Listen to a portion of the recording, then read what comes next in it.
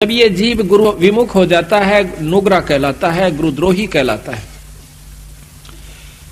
उन्होंने उन सिद्धियों को ऐसे ढंग से प्रयोग करना शुरू कर दिया कि किसी को दुख देना शुरू कर दिया और उल्टे काम शुरू कर दिए, जिससे वे राक्षस कहलाए। फिर वही भक्तजन जो पहले सत्संग में आया करते थे और विमुख हो जाने से, निगुरे हो जाने से, मनमुखी हो जाने से वो फिर राक्षस की पदवी को पाए, जबकि उन्होंने ऋषि की पदवी पाना था।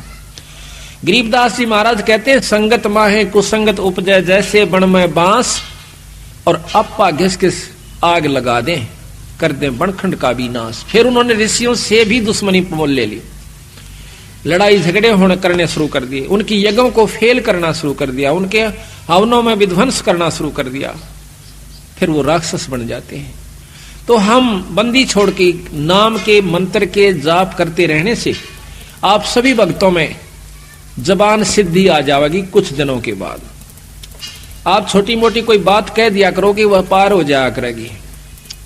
आप ये समझोगे कि हमने तो ये बहुत कुछ पा लिया और फिर आप महंत बन जाओगे, जो कि आपके प्रथम नाश का कारण होगा।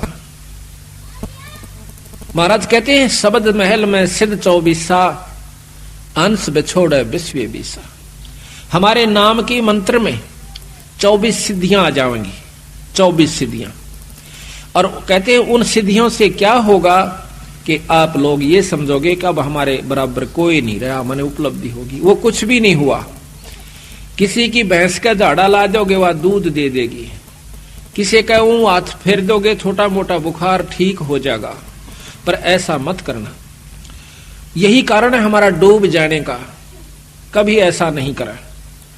उसको सतमार्ग देवे और अपने गुरु के पास लावे, उसको उपदेश दिलवावे, उसको मर्यादा बतावे, आप भी मर्यादा में रहे और फिर उसका भी आत्म कल्याण करवा देवे। ठीक है, छोटा मोटा लाभ दे सकते हैं, जैसे झाड़ा लावणीय भी दे देते हैं, उनको भी लाभ हो जाता है। लेकिन दोनों नरक में जाएंगे, जो झाड़ा लवा गया वो भी और लावस है वो भी।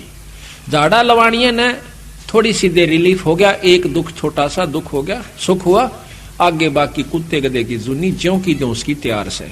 इसी प्रकार वो झाड़े लावणिये की अपनी कमाई ने वो खोण लग रहा से और फिर वो कुत्ते की जुनी में चला जाएगा। तो संतों ने यही बताने की कोशिश की है गरीबदास जी ने हमारे को कि प्रथम तो आप भक्ति कर दे को ना, और लग जाते हो तो फिर उसको निभाते को ना।